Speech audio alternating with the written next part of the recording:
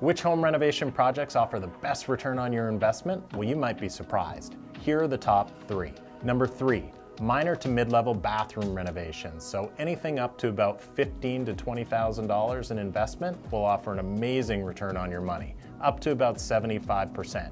So this would include things like tile replacement, vanity replacement, fixture replacement.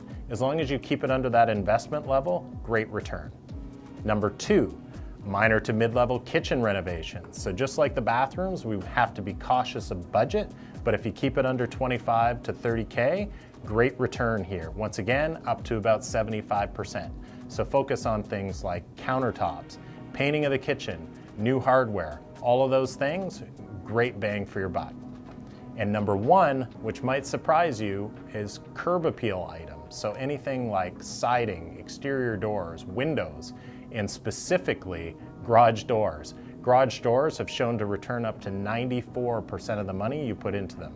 So if you're looking to make some changes to your house this winter, focus on this list and you'll get an amazing return on your investment.